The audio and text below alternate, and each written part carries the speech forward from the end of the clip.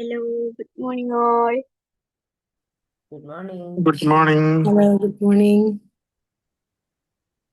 Okay. ഇന്ന് നമ്മൾക്ക് class എടുക്കാൻ എത്തിയിട്ടുള്ളത് ഷഹന മാം ആണ്. ഫ്രാഗിലിറ്റി ആർക്കിടെക്ചർ ഓഫ് ഫ്രാഗിലിറ്റി എന്നൊരു ടോപ്പിക്കിലാണ് മാം നമുക്ക് ക്ലാസ് എടുക്കുന്നത്. മാം സ്പെഷ്യൽ എഡ്യൂക്കേറ്റർ ആണ്, കൺസൾട്ടന്റ് സൈക്കോളജിസ്റ്റ് ആണ്. മാമിന്റെ സന്തോഷത്തോടെ ഈ ഒരു സെഷനിലേക്ക് ഇൻവൈറ്റ് ചെയ്യാണ്. ഷഹന മാം. Thank you so much, Sajna ma'am, for introducing me. ഇന്നത്തെ നമ്മുടെ topic architecture of fragility unweaving the hidden lessons of a spider's home. നമ്മുടെ ജീവിതത്തിൽ നാം സുരക്ഷിതത്വം കണ്ടെത്താൻ ശ്രമിക്കുന്ന പല കാര്യങ്ങളും സത്യത്തിൽ എത്ര ദുർബലമാണെന്നാണ് ഈ സെഷനിലൂടെ ഞാൻ പറയാൻ ശ്രമിക്കുന്നത്. സത്യത്തിൽ ഈ ടോപ്പിക് എൻ്റെ മനസ്സിൽ വരാൻ കാരണം പരിശുദ്ധ ഖുർആനിലെ 29ാമത്തെ ചാപ്റ്റർ സൂറത്തുൽ അൻകബൂത്തിലെ 41ാമത്തെ വചനമാണ്. അതിങ്ങനെയാണ്: അല്ലാഹുവിന് പുറമെ വല്ല രക്ഷാധികാരികളെയും സ്വീകരിക്കുന്നവരുടെ ഉടമ എട്ടുകാലിയുടേതുപോലെയാകുന്നു. വീടുകളിൽ വെച്ച് ഏറ്റവും ദുർബലമായത് എട്ടുകാലിയുടെ വീട് തന്നെ. അതിൽ എന്തുകൊണ്ടാണ് എട്ടുകാലി എന്ന് ഖുറാനിൽ പറയാൻ കാരണം ഖുറാനിൽ ഒരു കാര്യം പറയുന്നുണ്ടെങ്കിൽ അതിനകത്ത് കുറെ ഇന്നർ മീനിങ്സ് ഉണ്ട്. ആ എട്ടുകാലി അതിൽ ഉപയോഗിച്ച ഈ ഒരൊറ്റ വചനം കൊണ്ട് മാത്രമാണ് ഈ സൂറത്തിന് സൂറത്തുൽ അൻകബൂത്ത് എന്ന പേര് വരാൻ കാരണം. അതായത് എട്ടുകാലി, അൻകബൂത്ത് വെച്ചാൽ എട്ടുകാലി. അങ്ങനെയാണ് ഞാൻ എട്ടുകാലിനെ കുറിച്ച് ഇതിനെ റിസർച്ച് ചെയ്തത്. മൈൻഡ് ബ്ലോയിങ് ആയിട്ടുള്ള ഒരുപാട് കാര്യങ്ങൾ എനിക്ക് എട്ടുകാലികളുടെ ലൈഫിൽ നിന്ന് മനസ്സിലായത്. ഈ സൂറത്ത് കൊണ്ട് ഖുർആൻ എട്ടുകാലികളെ അപമാനിക്കുകയല്ല, മറിച്ച് അവരുടെ ജീവിത രീതിയിൽ നിന്ന് നമുക്ക് ഒരു ആഴത്തിലുള്ള ജീവിത സത്യം മനസ്സിലാക്കി തരിക കൂടിയാണ്. ഒരു ചിലന്തി വല നമ്മൾ നോക്കുകയാണെങ്കിൽ അത് എത്ര മനോഹരമായിട്ടാണ് അത് ബിൽഡ് ചെയ്തിരിക്കുന്നത്. അത് വളരെ അതിൻ്റെ ഡിസ്റ്റൻസ്, അതിൻ്റെ ആർക്കിടെക്ചർ വളരെ ബ്യൂട്ടിഫുൾ ആണ്. സൂക്ഷ്മമായിട്ടാണ് അത്, വളരെ ബ്യൂട്ടിഫുൾ ആയിട്ടാണ് അതിൽ അവര് പണിതെടുക്കുന്നത്. ഈ സൂറത്തിൽ പറയുന്നത് പെൺചിലന്തികൾ ആണ്. അപ്പം 1400 വർഷങ്ങൾക്ക് മുമ്പ് ആരും മൈക്രോസ്കോപ്പ് വെച്ചിട്ട് ഇത് ആണാണോ പെണ്ണാണോ ഉണ്ടാക്കുന്നതെന്ന് തെളിയിച്ചിട്ടുണ്ടായിരുന്നില്ല. പക്ഷെ റീസെന്റ് സയൻസ് തെളിയിച്ചത് എല്ലാ സ്പീഷീസ് ഓഫ് സ്പൈഡേഴ്സിലും പെൺചിലന്തികളാണ് കൂടുകൂട്ടുന്നത്, ഈ വല നെയ്യുന്നത്. ആദ്യം നമുക്കിതിന്റെ ഈ നൂലിനെ കുറിച്ച് നമുക്ക് പറയാം. ഇതൊരു അത്ഭുതപ്പെടുത്തുന്ന ഒരു നൂലാണ് ഈ ചിലന്തിയുടെ സിൽക്ക് എന്ന് പറയുന്നത്. ഇത് കാണാൻ വളരെ ചെറുതാണെങ്കിലും ശാസ്ത്രീയമായി അതിനെ അതിശയിപ്പിക്കുന്ന ഒന്നാണ്.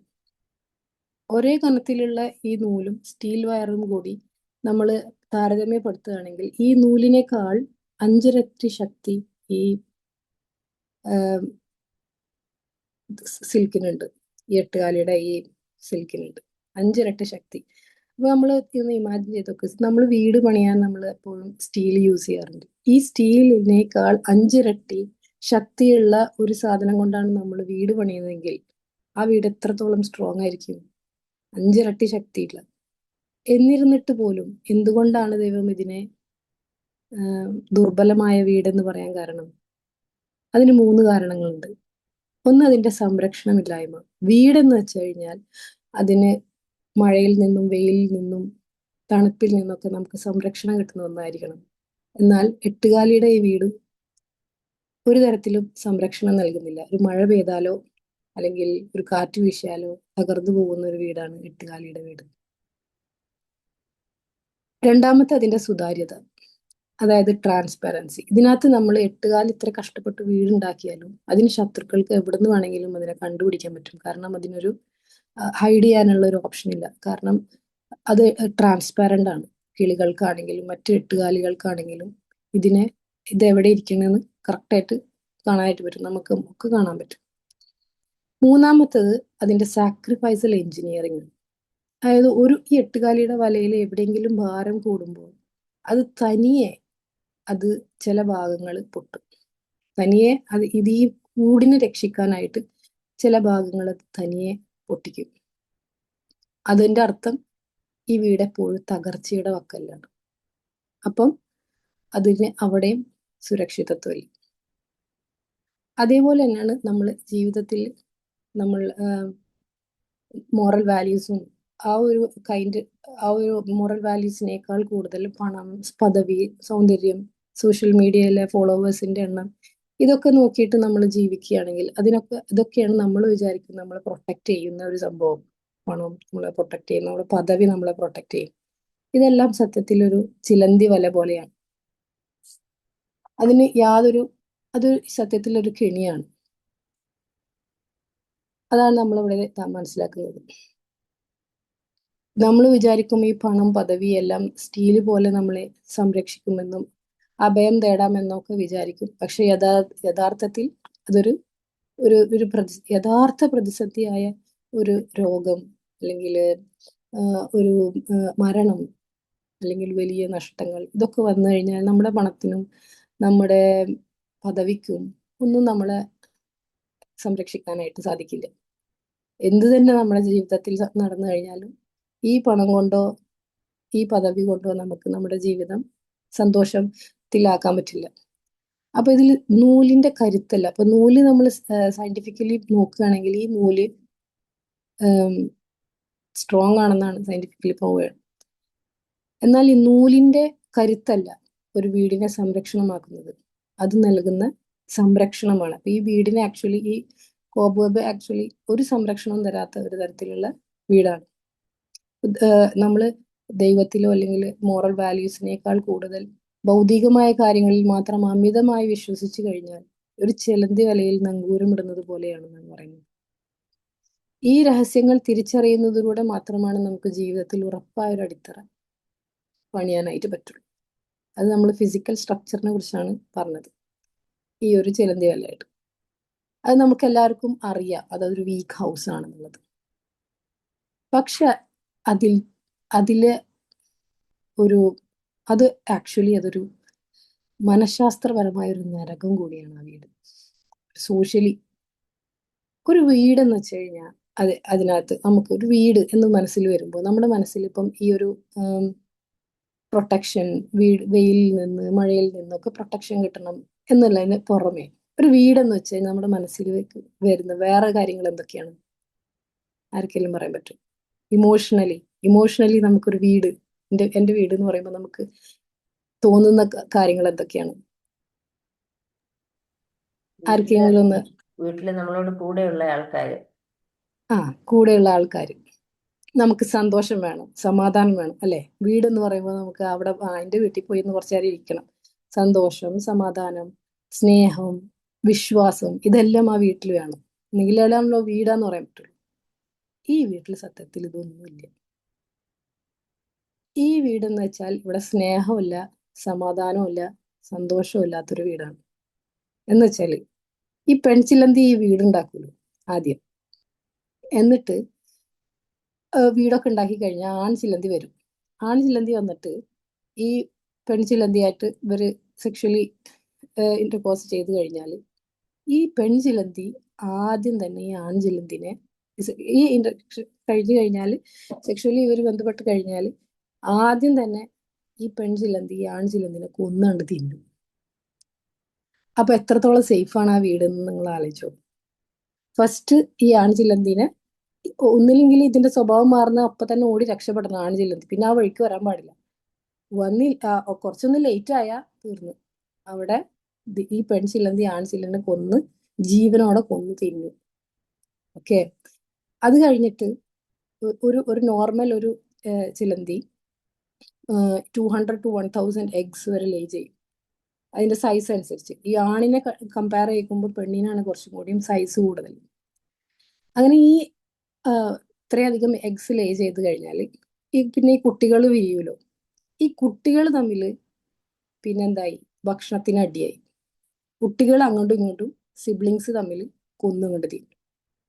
ആരാ കരുത്തുള്ളതിനനുസരിച്ച് കൊന്നു കണ്ടുകൊണ്ട് തിന്നും. അമ്മയ്ക്ക് വിശന്ന അമ്മ കുട്ടികളെ തിന്നും. അങ്ങനെ അവസാനം കുട്ടികള് അമ്മനെയും കൊന്നുകൊണ്ട് തിന്നും. അമ്മ ലാസ്റ്റ്, കുട്ടികള് ജീവനോടെ തിന്നിട്ടാണ് അമ്മ മരിക്കുന്നത്. അപ്പൊ ആ വീടിന്റെ ഒരു അവസ്ഥ നിങ്ങളൊന്ന് ആലോചിച്ച് നോക്കി. എന്ത് വീടാണത്?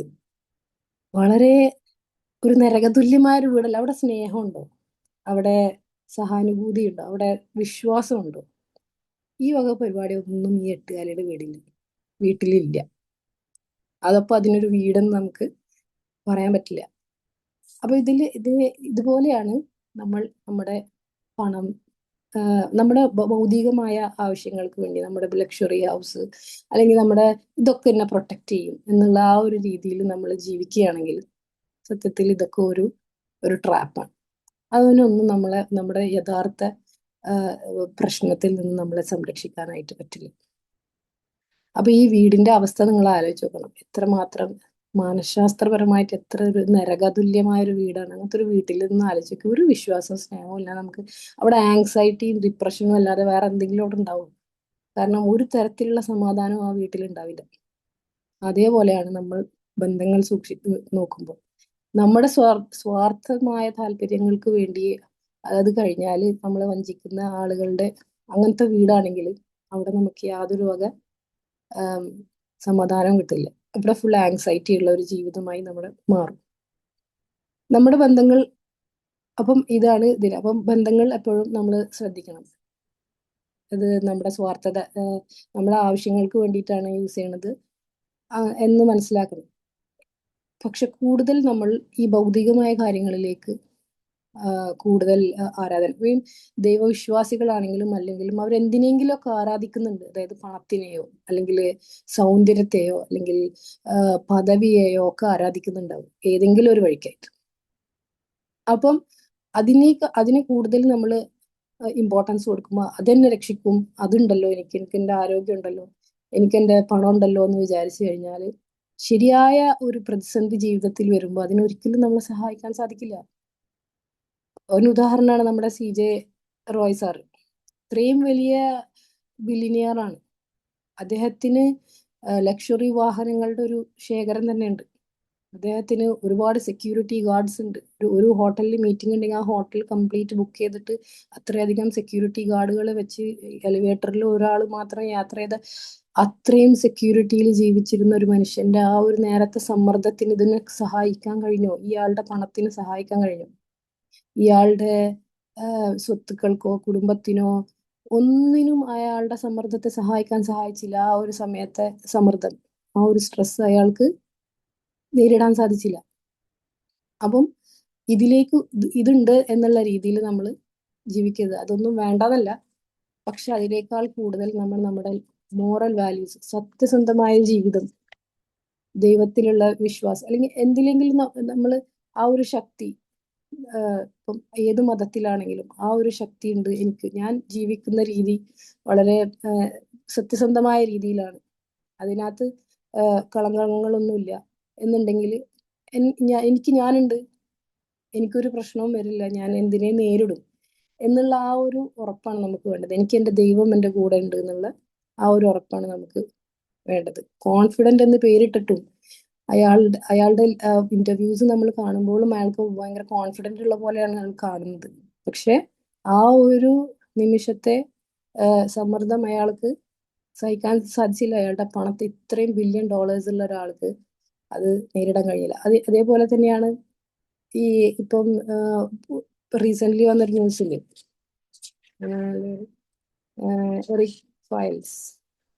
എപ്സ്റ്റീൻ ഫയൽസ്, അതും അമേരിക്കയിലെ ജെഫ്രി എപ്സ്റ്റീൻ എന്ന് പറഞ്ഞ ഒരാള് അത്രയും വലിയ കോടീശ്വരനാണ്. അത്രയും വലിയ കോടീശ്വരൻ ചെയ്തിരുന്ന കാര്യങ്ങൾ അയാളുടെ വളരെ വൃത്തികെട്ട രീതിയിൽ അയാൾ ഒരുപാട് സ്ത്രീകളെ പീഡിപ്പിക്കുകയും ഒക്കെ ചെയ്തിട്ട് അത് അയാളുടെ പണത്തിനൊന്നും അയാളെ ജയിലിൽ നിന്ന് രക്ഷിക്കാൻ സാധിച്ചില്ല. അമേരിക്കയിൽ ഇത്രയും വലിയ $1 ബില്യൺ ഉള്ള ആളാണ്. അയാളുടെ സ്വാധീനം, അയാൾക്ക് ലോകത്തുള്ള എല്ലാ മികച്ച ആളുകളുമായിട്ട്, ട്രംപുമായിട്ടും ഒക്കെ കോണ്ടാക്ട് ഉള്ള ആളാണ്. എന്നിട്ട് പോലും അയാളെ സംരക്ഷിക്കാൻ സാധിച്ചില്ല. അയാളുടെ പണത്തിനും അയാളുടെ ഈ ഒരൊറ്റ കാര്യത്തിനും അയാളെ സഹായിക്കാൻ കഴിഞ്ഞില്ല. അപ്പം നമ്മൾ എപ്പോഴും ഈ പണത്തിലും സൗന്ദര്യത്തിലും പ്രശസ്തിയിലും ഒന്നും കൂടുതൽ അതിനാണ് കൂടുതൽ ഇമ്പോർട്ടൻസ് കൊടുത്തിട്ട് ജീവിക്കുന്നത്. എന്നാൽ നമുക്ക് ഈ മൈൻഡ്ഫുൾനെസ്സിലൂടെ നമ്മൾ കുറച്ചു നേരമെങ്കിലും നമ്മുടെ ജീവിതം, നമ്മുടെ സോളിന് വേണ്ടിയിട്ട് കുറച്ച് സമയം നമ്മൾ മാറ്റിവെച്ചേ പറ്റൂ. നമ്മെപ്പോഴും അതെ നമ്മളെപ്പോഴും ഈ പണത്തിന്റെ പുറകെ പോകുമ്പോഴും നമുക്കത് ഒരിക്കലും മതിയാവില്ല. അതൊരു ആക്ച്വലി ഒരു ട്രാപ്പാണ്. പണം ത്തിന്റെ പുറകെ അയാൾക്ക് ആ ഒരു കണ്ടെയ്ൻമെന്റ് ഉണ്ടാവില്ല. എപ്പോഴും പണമാണ് അയാൾക്ക് ഇമ്പോർട്ടന്റ് വെച്ചാൽ അയാൾ ആ പണത്തിന് പുറകെ പോകും. സൗന്ദര്യമാണ് ഒരാൾക്ക് ഇമ്പോർട്ടന്റ് എന്ന് വെച്ച് കഴിഞ്ഞാൽ അയാൾക്ക് പ്രായമാകുന്നത് വളരെ വിഷമമുള്ള ഒരു കാര്യമായിരിക്കും. സൗന്ദര്യം നഷ്ടപ്പെട്ടു പോവോ എന്നുള്ള ആ ഒരു ഭയത്തിലൂടെ ആയിരിക്കും അയാൾക്ക് ജീവിക്കുക. ജോലി ആണ് ഇതെന്ന് വെച്ച് കഴിഞ്ഞാല് പിന്നെ ഒരു നിമിഷത്തെ ഒരു കത്ത് മതി ജോലി പോവാൻ. അപ്പം ആ ഒരു പദവി നഷ്ടപ്പെടുവോ, എൻ്റെ ആ ഒരു പദവി നഷ്ടപ്പെടുവോ എന്നുള്ള ജീവിതത്തിൽ അപ്പൊ എപ്പോഴും അവിടെ ഒരു ആങ്സൈറ്റി നിറഞ്ഞൊരു ജീവിതമായിരിക്കും. അത് ആക്ച്വലി അതൊരു ചെലന്തി വല പോലെ ഒരു ട്രാപ്പാണ് ഈ പണവും പ്രശസ്തിയുടെ പുറകെ പോകുന്നത്. അപ്പൊ ഇതിനു വേണ്ടി നമുക്ക് ചെയ്യാവുന്ന ഒരു കാര്യം എന്ന് വെച്ച് കഴിഞ്ഞാൽ മൈൻഡ്ഫുൾനെസ് ആയിട്ടുള്ള ഒരു ജീവിതമാണ്. അതിനകത്ത് ഡോക്ടർ പെട്രീഷ്യ എന്ന് പറയുന്ന ഒരാളുടെ 8 കീസ് ഓഫ് മൈൻഡ്ഫുൾനെസ് എന്നൊരു പുസ്തകത്തിൽ നിന്ന് കുറച്ച് കാര്യങ്ങൾ ഞാൻ വ്യക്തമാക്കാം. ആദ്യം നമുക്ക് വേണ്ടത് അവയർനെസ് ആണ്. അതായത് നമ്മൾ ആദ്യം ഈ ഒരു പാസ്റ്റിനെ കുറിച്ച് ചിന്തിച്ച് ജീവിക്കാതെ ഫ്യൂച്ചറിനെ കുറിച്ച് വെറിയാവാതെയും നമ്മൾ പ്രസന്റിൽ ജീവിക്കാൻ ശ്രമിക്കണം. ഇന്നത്തെ കാര്യം ഇന്ന് എങ്ങനെ നല്ല രീതിയിൽ ജീവിക്കാം എന്നുള്ളതിനെ കുറിച്ച് നമ്മൾ ഇതായിരിക്കണം. നമ്മൾ ആ ഒരു ദിവസത്തിൽ സന്തോഷം കണ്ടെത്താൻ ശ്രമിക്കണം. പ്രസന്റ് ആയിരിക്കണം. നമ്മൾ എപ്പോഴും പാസ്റ്റിനെ കുറിച്ച് ഇങ്ങനെ സംഭവിച്ചല്ലോ, ഇങ്ങനെ ആയിപ്പോയല്ലോ എൻ്റെ ജീവിതം എന്നതിനെ കുറിച്ച് കൂടുതൽ അറിയാവാതെയോ ഫ്യൂച്ചറിൽ എന്തായി തീരുമെന്ന് കൂടുതൽ അറിയാവാതെ ഇന്ന് നല്ല രീതിയിൽ ജീവിക്കാൻ പറ്റുമോ എന്നായിരിക്കണം നമ്മൾ നോക്കേണ്ടത്. പ്രസന്റിലായിരിക്കണം നമ്മളെപ്പോഴും കോൺസെൻട്രേറ്റ് ചെയ്യേണ്ടത്. കാരണം പ്രസന്റ് നന്നായാൽ നമ്മുടെ ഫ്യൂച്ചറും നന്നാവും. കാരണം പ്രസന്റ് നമ്മൾ എത്രത്തോളം ബ്യൂട്ടിഫുൾ ആയിട്ട് ജീവിക്കുന്നുണ്ടെങ്കിൽ ഇപ്പൊ ഇന്നത്തെ ഈ ഒരു നിമിഷം നല്ല രീതിയിൽ ജീവിക്കുന്ന ഫ്യൂച്ചറും നന്നാവും. അതായത് നമ്മുടെ നാളെ നമ്മൾ തന്നെയാണ് ക്രിയേറ്റ് ചെയ്യുന്നത്. നാളെ എന്ത് നടക്കും എന്നുള്ളത് ഇന്നത്തെ കണ്ടിന്യൂഷൻ ആണ് ആക്ച്വലി നാളെ എന്ന് പറയുന്നത്. ഇന്നിപ്പോ ഞാനൊരു കടയിൽ പോയിട്ട് ഒരു സാധനം കട്ട് കഴിഞ്ഞാൽ നാളെ എനിക്ക് അത് ആങ്സൈറ്റി ഞാൻ ഉണ്ടാക്കിയതാണ്. എൻ്റെ നാളെ ഞാൻ ഇന്ന് ഉണ്ടാക്കിയതാണ്. നാളെ പിന്നെ ആങ്സൈറ്റി ആയി എന്നെ പിടിക്കുവോ, അല്ലെങ്കിൽ ക്യാമറയിൽ കണ്ടിട്ടുണ്ടാവോ, അല്ലെങ്കിൽ പിറ്റേ ദിവസം പോലീസ് വരുമോ. എൻ്റെ നാളെ ഞാൻ ഇന്ന് ഉണ്ടാക്കിയതാണ്. ഇന്ന് ഞാൻ നല്ല രീതിയിലാണ് ജീവിക്കുന്നതെങ്കിൽ എൻ്റെ നാളെ ഒരിക്കലും മോശമായിരിക്കില്ല. അതുകൊണ്ട് എപ്പോഴും ലീവ് ഇൻ ദ പ്രസന്റ്. നമ്മളെപ്പോഴും ആ ഒരു മൈൻഡ്ഫുൾ ആയിട്ട് ഇന്നത്തെ കാര്യം ജീവിക്കാം. അപ്പം ഈ ഒരു പാസ്റ്റ് തോട്ട്സും കാര്യങ്ങളൊക്കെ വരുമ്പോൾ നമ്മൾ ആ ഒരു ഗ്രൗണ്ടിങ് ടെക്നിക്സ് യൂസ് ചെയ്യുക. നമ്മൾ എന്തൊക്കെ കാണുന്നു, എന്തൊക്കെ കേൾക്കുന്നു, ആ ഒരു ഫീലിങ്ങിലേക്ക് കൊണ്ടുവരാം. ബോഡി സ്കാനിങ്, അതായത് നമ്മൾ ബ്രീതിങ് എക്സസൈസിലൂടെയും നമ്മുടെ ശരീരത്തിൽ എന്താണ് നടക്കുന്നത്, ആക്ച്വലി എനിക്കിപ്പോൾ എന്താണ് ഫീൽ ചെയ്യണത്, ഞാൻ ആങ്സൈറ്റിയിലാണോ, ഞാൻ ഏതൊരു അവസ്ഥയിലൂടെയാണ് ഞാൻ കടന്നു പോകുന്നത്, അതിനെ ആ ഒരു തോട്ട്സിനെ മാറ്റി ഇന്നത്തെ ദിവസം എനിക്ക് എത്രത്തോളം മനോഹരമാക്കാൻ പറ്റും, ഇന്നത്തെ ദിവസം ഞാൻ എങ്ങനെ ബ്യൂട്ടിഫുൾ ആയിട്ട് ജീവിക്കുക എന്നതിനെ കുറിച്ച് ചിന്തിച്ച് അതിനെ കൂടുതൽ മെച്ചപ്പെടുത്താൻ നോക്കുക. അങ്ങനെ നമുക്ക് ആ ഒരു ഈ കോബ് പോലത്തെ ഈ പണം പ്രശസ്തി അതിന്റെ പുറകെ ഒന്നും പോകാതെ ആ ഒരു ദിവസം എത്രത്തോളം നല്ല മനോഹരമായിട്ട് നമ്മുടെ സോളിന് വേണ്ടിയിട്ട് നമ്മൾ കുറച്ച് സമയം കണ്ടെത്തിയേ പറ്റൂ. എങ്കിൽ മാത്രമേ ഒരു വലിയ സമ്മർദ്ദം, ഒരു വലിയ പ്രശ്നം നമ്മുടെ നേരിട്ടിൽ വരുമ്പോൾ നമ്മൾ അധികം തകരാതിരിക്കുകയുള്ളൂ. ചിലന്തി വല പോലത്തെ ഒരു ഇതല്ല വേണ്ടത്. നമ്മുടെ ഉള്ളിൽ നമ്മൾ സ്റ്റീല് പോലത്തെ ഒരു ഉറപ്പുള്ള ഒരു സോളാണ് നമ്മൾ ഉണ്ടാക്കിയെടുക്കേണ്ടത്. അല്ലാതെ പുറമേ പണവും പ്രശസ്തിയും ഒക്കെ ഉണ്ടെങ്കിലും അതിനൊന്നും നമുക്ക് ഒരു പ്രശ്നം വന്നാൽ നമുക്ക് നേരിടാൻ നമ്മളെ ഉണ്ടാവുള്ളൂ. ആരും നമ്മുടെ വേദന അനുഭവിക്കില്ല. അപ്പം അതുകൊണ്ട് ആ ഒരു രീതിയിൽ നമ്മൾ ഉള്ള് എപ്പോഴും സ്ട്രോങ് ആക്കിയിരിക്കണം. എന്ത് സംഭവിച്ചാലും ഞാനുണ്ട്, എനിക്ക് എൻ്റെ കൂടെ എൻ്റെ ദൈവമുണ്ട്, ഞാൻ ജീവിക്കുന്ന രീതിയിൽ വളരെയധികം കറക്റ്റായിട്ടാണ്, സത്യത്തിന്റെ മാർഗത്തിലാണ് ഞാൻ ജീവിക്കുന്നതെങ്കിൽ എനിക്കൊരു പ്രശ്നം വന്നാൽ അതിനെ നേരിടാനുള്ള ആ ഒരു ദിവസം നേരിടാനുള്ള ഒരു കരുത്ത് എനിക്ക് നേടിയെടുക്കാൻ പറ്റും. പിന്നെ നമുക്ക് മൈൻഡ്ഫുൾ കമ്മ്യൂണിക്കേഷനിലൂടെ ചിലന്തിയുടെ പോലത്തെ വഞ്ചനകരമായ ഒരു ബന്ധങ്ങളിൽ നിന്ന് അല്ലാതെ സത്യത്തിന്റെയും കാരുണ്യത്തിന്റെയും രീതിയിലുള്ള ഒരു നല്ല ബന്ധങ്ങൾ നമുക്ക് വാർത്തെടുക്കാം. പിന്നെ നമ്മൾ എപ്പോഴും ഈ EGS ഡയറി സൂക്ഷിക്കുന്നത് വളരെ നല്ലതാണ്. അപ്പോൾ നമ്മൾ എപ്പോഴും ആ ഒരു ഗ്രൗണ്ടഡ് ആയിരിക്കും. എന്താണ് ഈ എൻജോയ്ഡ്, ഇന്നത്തെ ദിവസം ഞാൻ എന്താണ് എൻജോയ് ചെയ്തത്, അത്തരം ചെറിയ കാര്യങ്ങൾക്ക് നമുക്ക് സന്തോഷം കണ്ടെത്താൻ പറ്റും. അല്ലാതെ ഞാൻ ഇത്ര പൈസ ഒന്നും ഉണ്ടാക്കി എന്നതിനെ കൂടുതൽ ഞാൻ ഇന്ന് ഏറ്റവും കൂടുതൽ എൻജോയ് ചെയ്തത് എന്തിനെ കുറിച്ചാണ്? ഗ്രേറ്റ്ഫുൾ. ഞാൻ ഇന്ന് എന്തിനാണ് ഗ്രേറ്റ്ഫുൾ ആവുന്നത്? സാറ്റിസ്ഫൈഡ്. ഞാൻ ഇന്ന് ഏതൊക്കെ കാര്യത്തിലാണ് എനിക്ക് സംതൃപ്തി നൽകിയത്? ഈ EGS ഡയറി നമ്മൾ എപ്പോഴും സൂക്ഷിക്കുന്നത് നമ്മുടെ മൈൻഡ്ഫുൾനെസ്സിനും നമ്മുടെ മനസ്സമാധാനത്തിനും സന്തോഷത്തിനും വളരെയധികം ഇമ്പോർട്ടൻ്റ് ആയിട്ടുള്ള കാര്യമാണ്. കാരണം ഗ്രാറ്റിറ്റ്യൂഡ് എന്ന് പറയുന്നത് നമുക്ക് അത്രയും നമ്മൾ ചെറിയ ചെറിയ കാര്യങ്ങൾ, ഇന്നൊരു ഗ്ലാസ് ചായ കുടിച്ച ആ ഒരു ചായയിൽ എനിക്ക് സന്തോഷം കിട്ടിയെങ്കിൽ അത് നമ്മൾ അതിനകത്ത് എഴുതണം. ഇന്ന് ഞാൻ ഉറക്കത്തിൽ നിന്ന് ആരോഗ്യത്തോടു കൂടി എഴുന്നേറ്റു. എന്തായാലും ചെറിയ ചെറിയ കാര്യങ്ങൾ അതാണ് നമ്മുടെ ലൈഫിനെ മുന്നോട്ട് നയിക്കുന്നത്. അല്ലാതെ ബാങ്ക് ബാലൻസോ ഒന്നുമല്ല. അതിനൊന്നും നമുക്ക് സന്തോഷം തരാൻ കഴിയില്ല എന്ന് നമ്മുടെ ചുറ്റുമുള്ള ആളുകളുടെ ഈ പണക്കാരുടെ ജീവിതത്തിൽ നിന്ന് നമുക്ക് മനസ്സിലാക്കാൻ സാധിക്കുന്ന ഒരു കാര്യമാണ്. ചിലന്തി വലയിലെ ഇരകളെ പോലെ ജീവിതത്തെ സന്തോഷങ്ങളെ കാണാൻ നമ്മൾ ബ്രെയിനിനെ പരിശീലിപ്പിക്കണം. ഇലകളെ പോലെയല്ല, ചിലന്തി വലയിലെ ഇരകളെ പോലെ അല്ലാതെ ജീവിതത്തിൽ ചെറിയ കാര്യങ്ങളിൽ സന്തോഷം കണ്ടെത്താൻ നമ്മൾ ബ്രെയിനിനെ പരിശീലിപ്പിക്കണം. അല്ലാതെ ബാങ്ക് ബാലൻസ് ഇത്ര കൂടിയാൽ മാത്രമേ സന്തോഷം കിട്ടുള്ളൂ എന്നല്ല.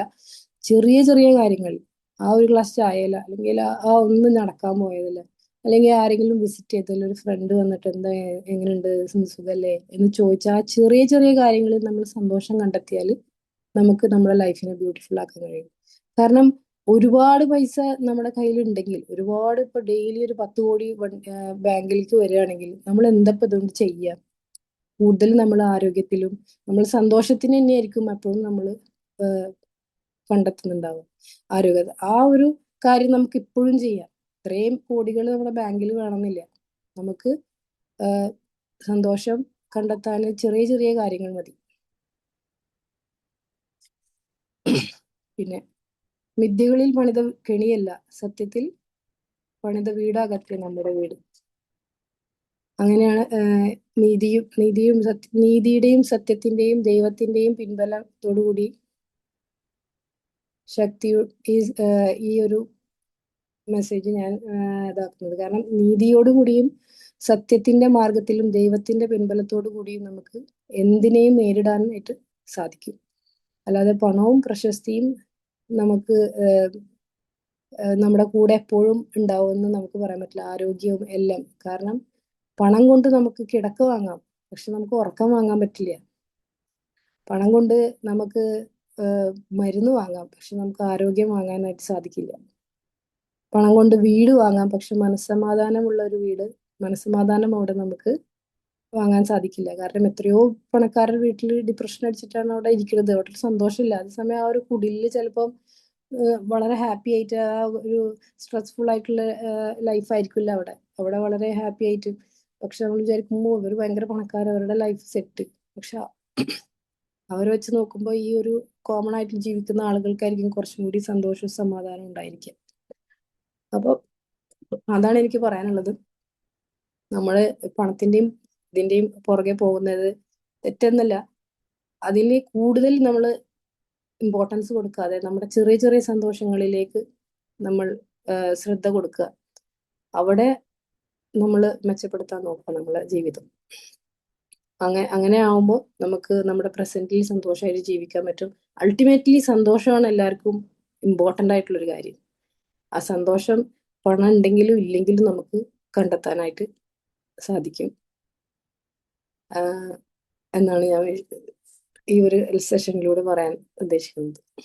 അപ്പം നിങ്ങൾക്ക് നിങ്ങളുടെ അനുഭവങ്ങളും ഷെയർ ചെയ്യാം. കാരണം ഞാൻ മാത്രം ഇങ്ങനെ പറഞ്ഞു പോയാല് അതൊരു ഇതായിരിക്കുമല്ലോ. അപ്പൊ എന്താണ് നിങ്ങളുടെയും കൂടി അഭിപ്രായം? എങ്ങനെയാണ് ഇപ്പൊ ഈ എട്ടുകാലിയുടെ ഈ ഒരു കുടുംബത്തിനെ കുറിച്ചിട്ട് മനസ്സിലാക്കിയപ്പം അത്തരം ഒരു വീടിനേക്കാൾ എത്രയോ ഭേദമാണ് പരസ്പര വിശ്വാസവും സ്നേഹത്തോട് കൂടിയിട്ട് ഒരു ചെറിയ ജീവിതം. ആർക്കെങ്കിലും എന്തെങ്കിലും പറയാണ്ടെങ്കിലും ഇതിൽ കൂടെ പറയാം. Good morning. Good morning. നല്ല ക്ലാസ് കേട്ടോ, നല്ല സെഷൻ. Thank you. പല പല കാര്യങ്ങൾ. ഒന്നാമത് എട്ടുകാലിയുടെ ലൈഫിനെ പറ്റിയും അതിന്റെ ലൈഫ് മീൻസ് അതിന് പ്രത്യേകിച്ച് അതിന്റെ വീടിനെ പറ്റിയും അതെന്ത് ഫ്രജൈലാണെന്നുള്ള കാര്യവും പിന്നെ ആ വീട്ടിൽ നടക്കുന്ന സംഭവങ്ങൾ ഓരോരുത്തരെ കൊന്ന് തിന്നുകയാണ്. അപ്പം അങ്ങനെയൊക്കെയുള്ള ഒരു അസമാധാനമുള്ള ഒരു വീടായിട്ടാണ് അത് മാറുന്നത്. പിന്നെ എത്ര അഞ്ചിരട്ടി സ്റ്റീലിനെക്കാട്ടി അഞ്ചിരട്ടി ശക്തി ഉണ്ടെന്ന് പറഞ്ഞിട്ടും ഒരു കാര്യമില്ല, ഒരു സമാധാനവും ഇല്ല. ജസ്റ്റ് ലൈക്ക് യു സൈഡ്, ഇപ്പം സി.ജെ. റോയിയുടെ കാര്യം പറഞ്ഞില്ല, എന്തുണ്ടെന്ന് പറഞ്ഞിട്ടും ഒന്നുമില്ല. എല്ലാം എല്ലാം സർവ്വം മായ അല്ലേ? അതെ. ഒരർത്ഥവും ഇല്ല.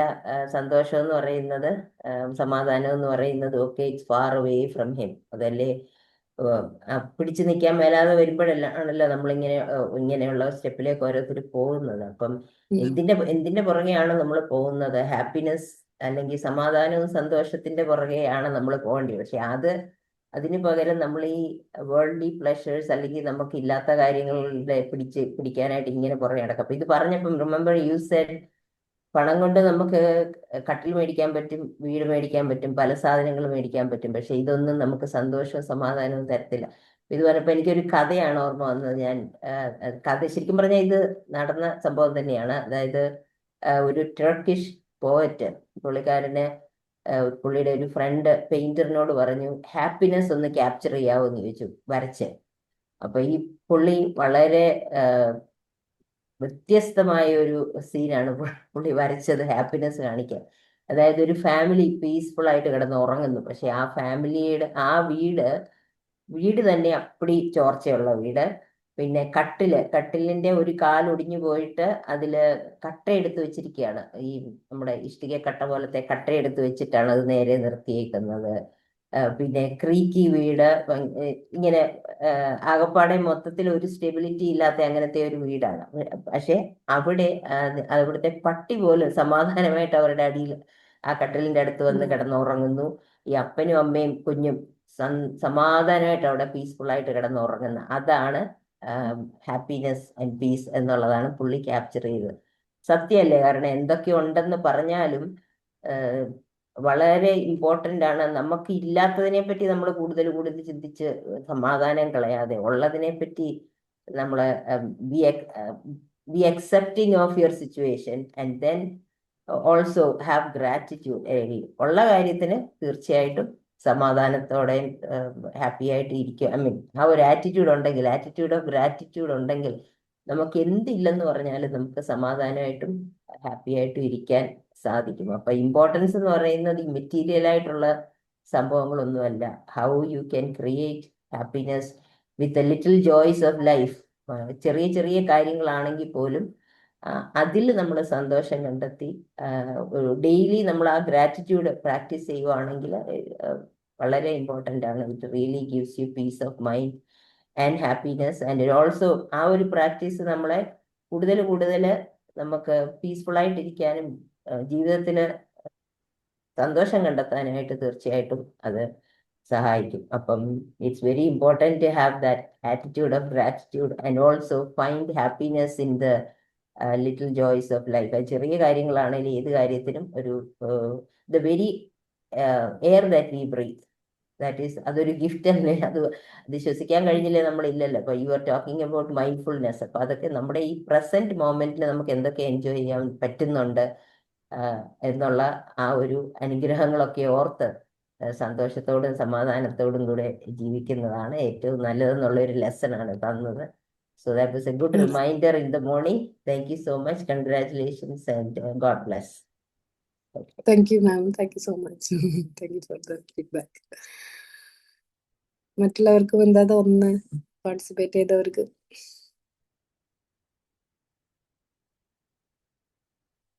ചെറിയ കാര്യങ്ങളിൽ സന്തോഷം കണ്ടെത്താൻ അത് പ്രാക്ടീസിലൂടെ നമുക്ക് എന്തായാലും പറ്റും.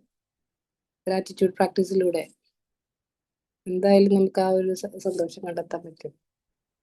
എനിക്ക് തോന്നുന്നു നമ്മുടെ മോർണിംഗ് സർക്കിളിൽ ഒരുവിധം എല്ലാവർക്കും ഇപ്പൊ കുറെ അടുപ്പിച്ച് ക്ലാസ് കേൾക്കുന്നവരാണെങ്കിൽ എന്തായാലും തുടങ്ങിയിട്ടുണ്ടാവും. കാരണം എല്ലാവരും ഇത് പറയുന്ന ഒരു കാര്യമാണ് ഗ്രാറ്റിറ്റ്യൂഡ് പ്രാക്ടീസ്.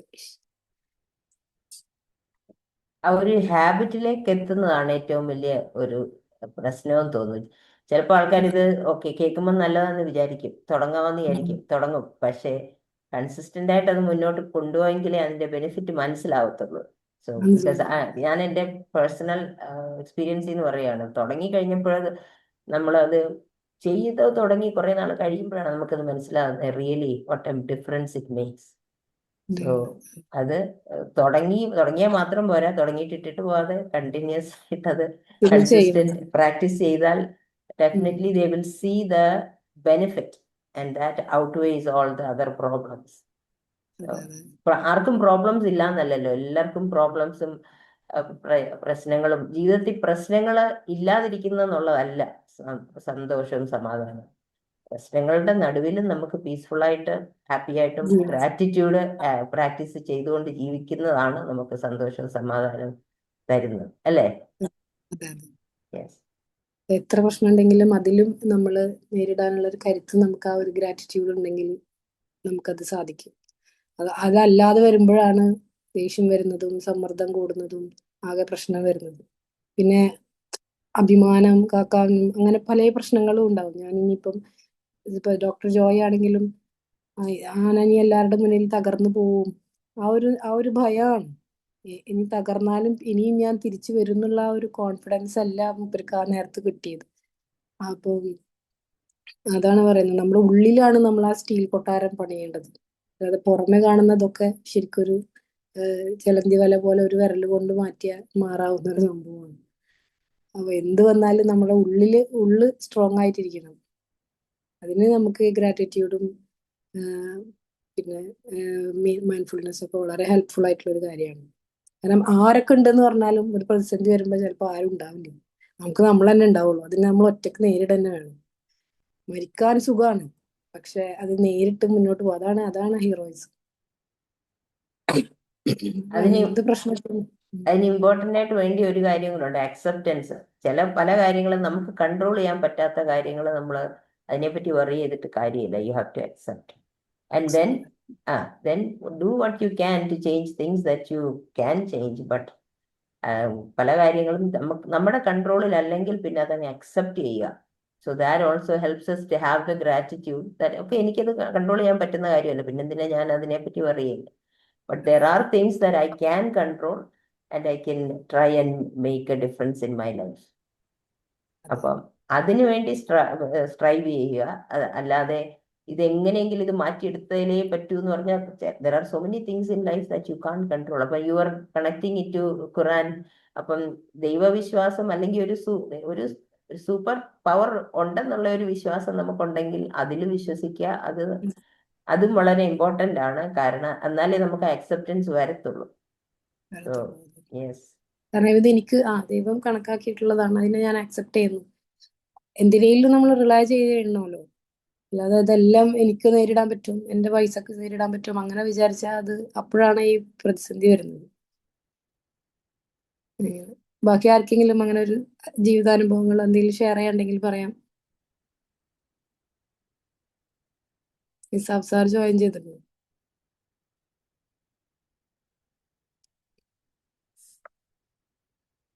നിസാബ് സാർ ഇല്ലെന്ന് തോന്നുന്നു. ഉണ്ടോ? അനക്കം കാണുന്നില്ല. അപ്പം ഇതാണ് എനിക്ക് ഷെയർ ചെയ്യാനുള്ളത്. സജ്ന മാം, ഞാൻ മാത്രം ഇങ്ങനെ പറയണ്ട വെച്ചിട്ടാണ് കുറച്ചെണ്ണം എടുത്ത പിന്നെ എല്ലാരും അങ്ങോട്ടും ഇങ്ങോട്ടും ഷെയർ ചെയ്യുമ്പോൾ അതൊരു ഇന്ററാക്റ്റീവ് സെഷൻ ആയിരിക്കുമല്ലോ.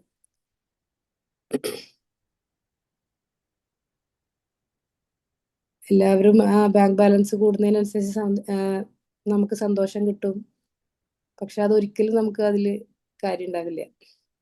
ചെറിയ ചെറിയ കാര്യങ്ങളിൽ നമ്മൾ കുട്ടികൾക്കാണെങ്കിലും നമ്മളത് പഠിപ്പിച്ചു കൊടുക്കണം. ചെറുതിലേ തൊട്ട് നമ്മളൊക്കെ ഇപ്പോഴാണ് ഗ്രാറ്റിറ്റ്യൂഡ് ജേർണലൊക്കെ എഴുതാൻ തുടങ്ങിയത്. അവരിപ്പൊ തന്നെ എഴുതി തുടങ്ങിയാണെങ്കിൽ അവർക്കും ആ ഒരു പാരന്റ്സ് കൊടുക്കുന്നത് മതിയായില്ല എന്നുള്ള ആ ഒരു ചിന്ത അവർക്ക് വരില്ല. എനിക്ക് ഇനിയും വേണം എന്നുള്ള ഒരു ചിന്ത അവർക്ക് വരില്ല. അവരിപ്പൊ തന്നെ നമ്മൾ ചെറിയ കുട്ടികളായിരിക്കുമ്പോ തന്നെ അതിനെക്കുറിച്ച് കൂടുതൽ ആ ഒരു നന്ദിയോടുകൂടി ജീവിക്കുന്നത് വളരെയധികം നല്ലൊരു കാര്യമായിരിക്കും. വീട്ടിലും കുട്ടികൾക്കായാലും പാരന്റ്സിനായാലും ആ സമാധാനം കിട്ടും. പിന്നെ അതുപോലെ തന്നെ അഫർമേഷൻസും വളരെ ഇമ്പോർട്ടൻ്റ് ആയിട്ട് വളരെ എഫക്റ്റീവ് ആയിട്ടുള്ള ഒരു സംഭവമാണ്. നമുക്ക് ഏത് സ്വഭാവമാണ്, ഇപ്പൊ നമുക്ക് ദേഷ്യമുള്ള ഒരാളാണെങ്കിൽ നമ്മൾ I can handle every situation with calm and grace എന്ന് നമ്മളെപ്പോഴും ആ ഒരു അഫർമേഷൻസ് ആണ് കൊടുക്കുന്നത്. ബ്രെയിൻ അത് ആക്സെപ്റ്റ് ചെയ്യും ലാസ്റ്റ്. അപ്പൊ എന്തൊരു സ്ട്രെസ്ഫുൾ സിറ്റുവേഷൻ വരും, ഞാൻ അതിനെ കാമായിട്ട് ഹാൻഡിൽ ചെയ്യും. അല്ലെങ്കിൽ മുന്നേ നമ്മൾ പൊട്ടിത്തെറിച്ച് അന്നത്തെ ആ ഒരു സിറ്റുവേഷൻ നമ്മൾ ആകെ പ്രശ്നമാക്കും. ഞാൻ ഇതിനെ കാമായി ഹാൻഡിൽ ചെയ്യും. കുറച്ചു നേരം നമുക്ക് ആ ഒരു സൈലൻസ് നമുക്ക് അവിടെ കിട്ടും, ഏതൊരു സ്ട്രെസ്ഫുൾ സിറ്റുവേഷൻ ആണെങ്കിലും. ശരിക്കും എല്ലാം നമ്മൾ ബ്രെയിനിൽ നിന്ന് നമ്മൾ ട്രെയിൻ ചെയ്യുന്ന പോലെ ഇരിക്കും നമ്മുടെ ലൈഫ്. നമ്മളെപ്പോഴും ആ ഒരു സമാധാനപരമായിട്ടുള്ളൊരു ലൈഫിലേക്ക് വരും. ശരിക്കും എനിക്ക് ഒരുപാട് വ്യത്യാസമുണ്ട്. പണ്ടത്തെ ഞാനല്ല ഇപ്പോ ഈ ഒരു സൈക്കോളജി റിലേറ്റഡ് ആയിട്ടുള്ള കാര്യം. ഞാൻ തന്നെ ആണെങ്കിലും പണ്ട് കുട്ടികളെ എങ്ങനെ ഹാൻഡിൽ ചെയ്യാന്നൊന്നും എനിക്ക് അറിഞ്ഞിരുന്നില്ല. ഇപ്പം അവർക്കും സമാധാനം, വീട്ടിൽ മൊത്തത്തിലൊരു സമാധാനം. നമ്മൾ മറ്റുള്ളവരെ നന്നാക്കാൻ നോക്കുകയാണ്, എല്ലാവരിലും ചേഞ്ചസ് വരുത്തണം. ഞാൻ എന്നിൽ ചേഞ്ചസ് വരുത്തിയോടുകൂടി സംഭവം ശരിയായി. കാരണം നമുക്ക് അവരൊന്നും ചേഞ്ച് ചെയ്യാൻ പറ്റില്ല, കുറച്ചൊക്കെ പറയാൻ മാത്രം. നമ്മളാദ്യം നമ്മളെ ചേഞ്ച് ചെയ്യാം. ചേഞ്ച് ചെയ്യാൻ എന്താണ് നമുക്ക് പറ്റുക? നമുക്ക് നമ്മളെ തന്നെ ചേഞ്ച് ചെയ്യാനേ പറ്റുള്ളൂ. മറ്റുള്ളവരെ ചേഞ്ച് ചെയ്യുന്നതിനൊക്കെ ഒരു പരിധിയുണ്ട്. ആദ്യം നമ്മളെ ചേഞ്ച് വരുത്തുമ്പോൾ തന്നെ നമുക്ക് ചുറ്റുമുള്ളത് ചേഞ്ച് ആയതായിട്ട് നമുക്ക് ഫീൽ ചെയ്യും. അത് എൻ്റെ വീട്ടിൽ തന്നെ എനിക്ക് ഇതായിട്ടുള്ളത്. ഞാൻ ഇപ്പോഴും ആ ഒരു ഞാൻ പറയണത് അവർ കേൾക്കണം എന്നുള്ള ഒരു രീതിയായിരുന്നു. പിന്നീട് ഞാൻ മാറാൻ തുടങ്ങി. ഞാൻ ആ ഒരു ശാന്തതയിലൂടെ കടന്നു തുടങ്ങിയപ്പം അവരും മാറാൻ തുടങ്ങി. അങ്ങനെ അവ ചേഞ്ച് ചെയ്യാൻ എന്താണ് നമുക്ക് പറ്റുന്നത് അതാദ്യം ചേഞ്ച് ചെയ്യുക. എന്നിട്ട് നമുക്ക് മറ്റുള്ളവരുണ്ട് ഈ ആക്സെപ്റ്റ് ചെയ്യുക, ഈ കുട്ടി ഇങ്ങനെയാണ്, അതിനെ ഞാൻ ഈ ഒരു രീതിയിൽ ഹാൻഡിൽ ചെയ്യണം. അല്ലെങ്കിൽ ആർക്കും സമാധാനം ഉണ്ടാവില്ല. എന്റെ സമാധാനം ആദ്യം പോകും ഈ ഒച്ചിട്ടിട്ടും ഇതാക്കി. അപ്പോൾ അതാണ് നമ്മൾ ആക്സെപ്റ്റ് ചെയ്യുക, ഫസ്റ്റ് അവെയർ ആയിരിക്കുക. പിന്നീട് നമ്മൾ ആദ്യം നമ്മളെ തന്നെ പ്രൊട്ടക്ട് ചെയ്യുക. നമ്മുടെ ഉള്ളിൽ ആ ഒരു സ്ട്രെങ്ത് നമ്മൾ ബിൽഡ് ചെയ്തുകൊണ്ടേയിരിക്കണം എപ്പോഴും. അത് ബിൽഡ് ചെയ്ത് നമുക്ക് നടക്കാൻ പറ്റില്ല. ഡെയിലി നമ്മൾ ബിൽഡ് ചെയ്തുകൊണ്ടേയിരിക്കണം. നമ്മൾ ഗ്രാറ്റിറ്റ്യൂഡിലൂടെയും അവയർനെസ്സിലൂടെയും മൈൻഡ്ഫുൾനെസ്സിലൂടെയും ഒക്കെ ഡെയിലി നമ്മൾ ബിൽഡ് ചെയ്തിട്ട് അതിനെ സ്ട്രോങ് ആക്കിക്കൊണ്ടേയിരിക്കണം. അപ്പോഴാണ് നമുക്ക് ഏതൊരു പ്രതിസന്ധി വരുമ്പോഴും അതിനെ നേരിടാനുള്ള ഒരു കരുത്ത് നമുക്ക് കിട്ടുള്ളൂ. ഈ കുട്ടികളുടെ കാര്യം പറഞ്ഞില്ലേ, കുട്ടികളെ ചെറുപ്പത്തിലേ ഇത് പഠിപ്പിക്കണം, ആറ്റിറ്റ്യൂഡ് ഓഫ് ഗ്രാറ്റിറ്റ്യൂഡ്. ഇപ്പോഴത്തെ ഒരു പ്രശ്നം പണ്ടത്തെ പോലെ അല്ലല്ലോ. ഇപ്പൊ ഏത് കാര്യവും അവർക്ക് ഈസിലി അവരുടെ കയ്യിൽ അങ്ങ് കിട്ടുക.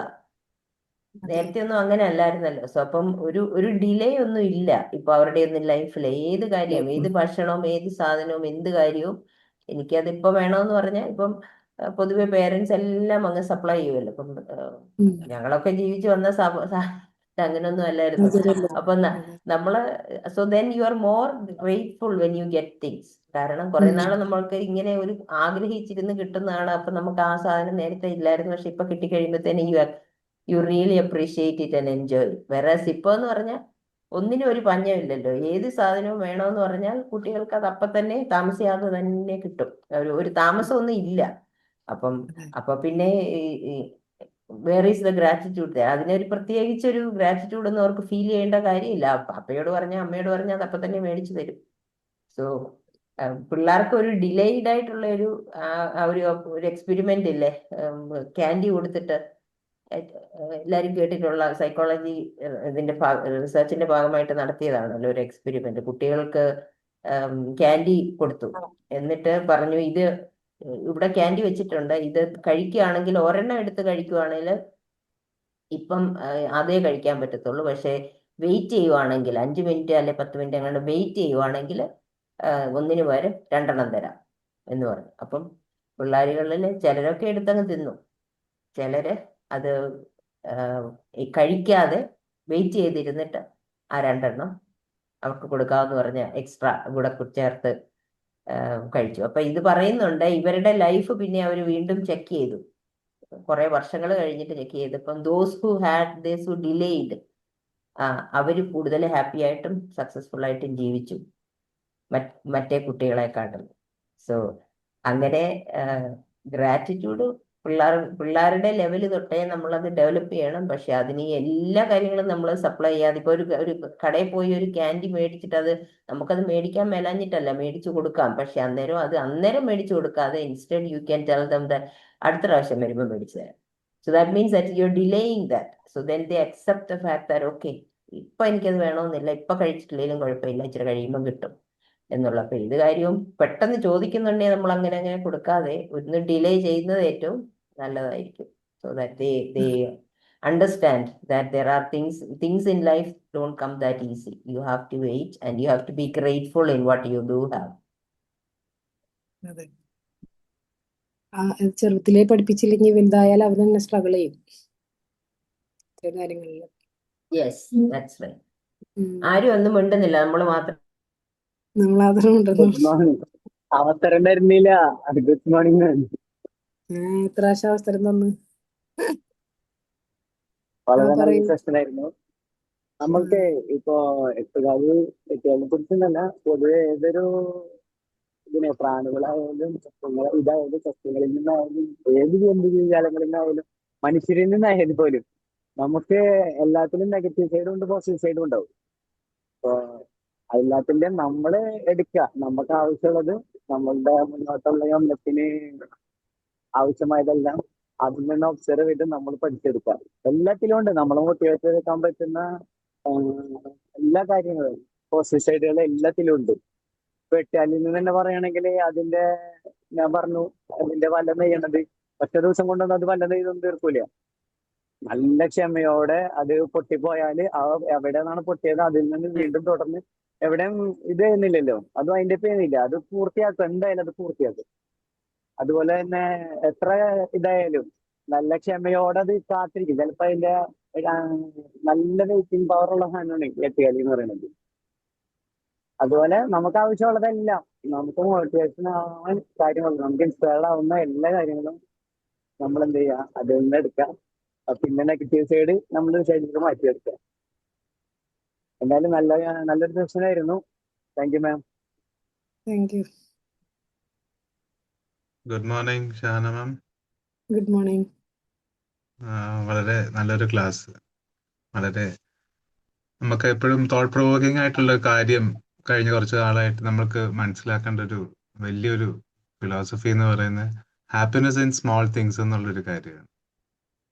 നമ്മളെപ്പോഴും എപ്പോഴും നമ്മുടെ ഒരു മോട്ടീവ് എന്ന് പറയുന്നത് big things make you happy എന്നുള്ളതാണല്ലോ. But the more you understand the theory, നമ്മൾ എത്ര ചെറിയ കാര്യങ്ങളിൽ സന്തോഷം കണ്ടുപിടിക്കാൻ ശ്രമിക്കുന്നു, അത് നമ്മളുടെ ഉള്ളിലേക്ക് ഉള്ളൊരു ജേർണി കുറച്ചുകൂടെ സന്തോഷകരമാക്കുന്നത്. അന്നേരമാണ് നമുക്ക് ദി ട്രൂ എസൻസ് കണ്ടുപിടിക്കാൻ പറ്റുന്നതും റിയൽ ഹാപ്പിനെസ് അവിടാണ് ഇരിക്കുന്നത് എന്നുള്ളൊരു റിയലൈസേഷൻ വരുന്നത് അല്ലേ.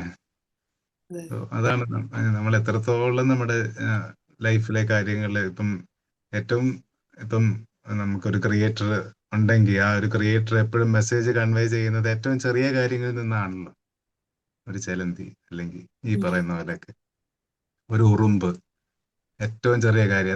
എത്ര ഉറുമ്പുകളെ നമ്മൾ ചവിട്ടിപ്പോകും നമ്മുടെ കാലിൽ കൂടെ അറിയാതൊക്കെ. പക്ഷെ ഒരു ഉറുമ്പിന്റെ ജീവിതം എങ്ങനെയാണ് അവരുടെ എന്നുള്ളത് ഏറ്റവും സിംപിളസ്റ്റ് കാര്യങ്ങളിൽ നിന്നാണ് നമ്മളെ എപ്പോഴും ലൈഫ് ഓരോന്ന് പഠിപ്പിക്കാൻ ശ്രമിക്കുന്നത്. സോ വളരെ വളരെ നല്ലൊരു session. Thank you. Thank you.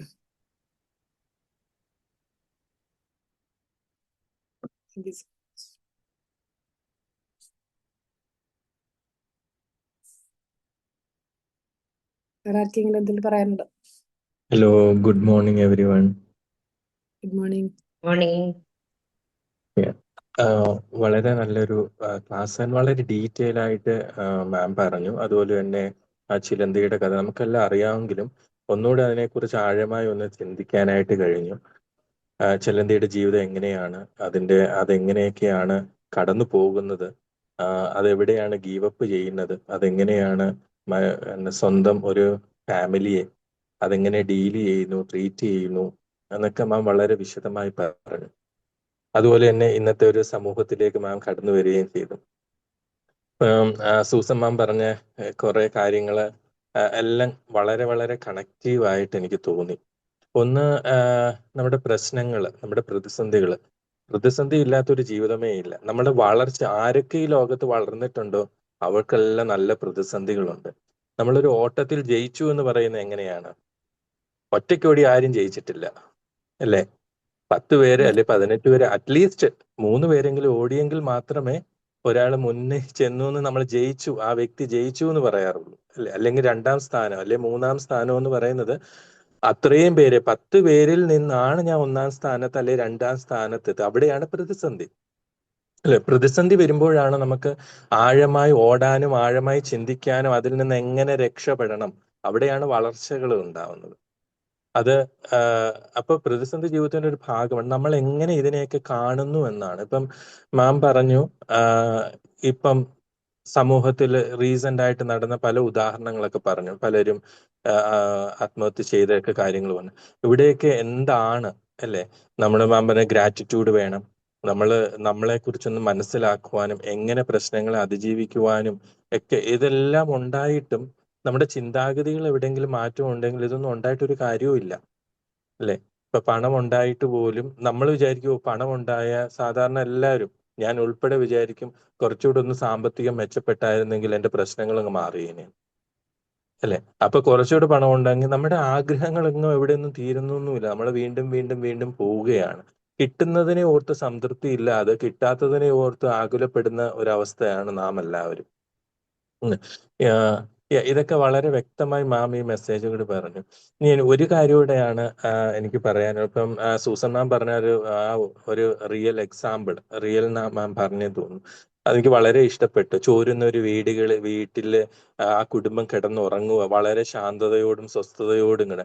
അവരവരുടെ പ്രതിസന്ധി അല്ല, അവർക്ക് ആയിരിക്കുന്ന സ്ഥാനത്ത് അവർ സന്തോഷം കണ്ടെത്തി, അല്ലെ? നമ്മളൊക്കെ ചോരുന്നല്ലോ, പരാതികളാണ് നമ്മുടെ ഏതൊരു കാര്യമായാലും. നമുക്ക് സിമ്പിൾ കാര്യം നമ്മൾ പരാതി, ഒരു ദിവസം നമ്മൾ ഇന്നലെ അല്ലെ ഇന്ന് തുടങ്ങും, നമ്മൾ ചിന്തിച്ചു നോക്കിയേ, ഏതെങ്കിലും ഒരു പരാതി പറയാ, അതൊരു നെഗറ്റീവ് തോട്ടില്ല നമ്മൾ ജീവിക്കുമോ?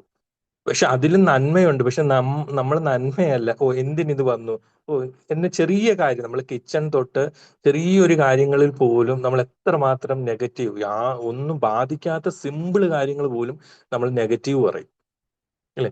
അതിനെ നമുക്ക് പോസിറ്റീവ് ആക്കാം. പക്ഷെ നമ്മുടെ ആദ്യമേ വരുന്നത് ഇല്ലായ്മയും പരാതി പറച്ചിലാണ് നമ്മുടെ.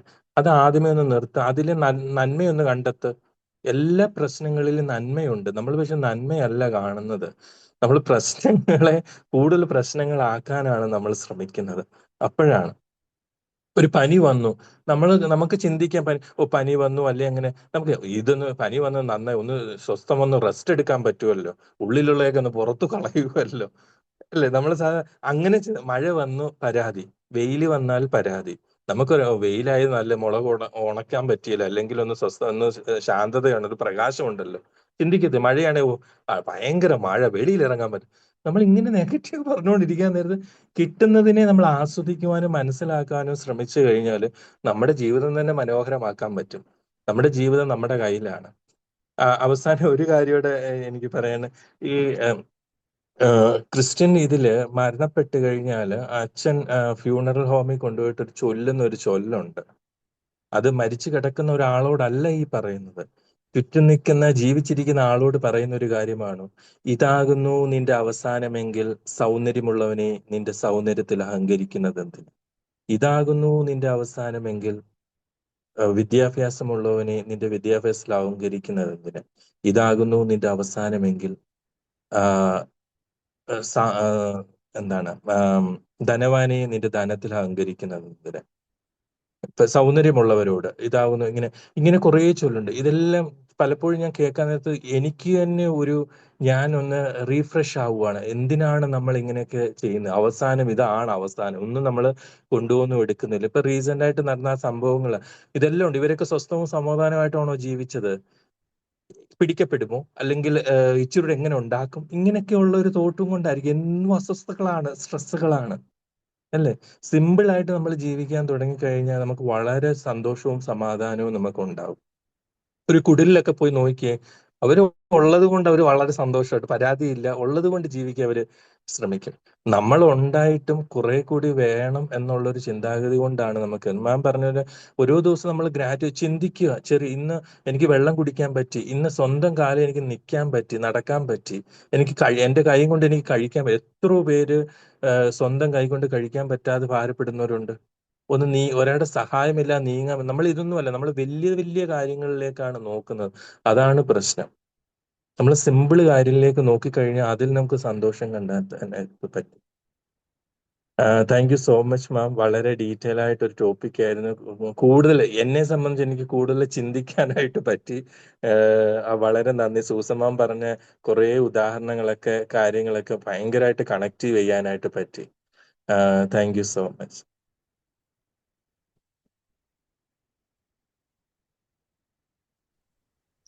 Thank you Shahana ma'am. നല്ലൊരു സെഷൻ ആയിരുന്നു. ഒരുപാട് റിമൈൻഡേഴ്സ് ഉണ്ടായിരുന്നു.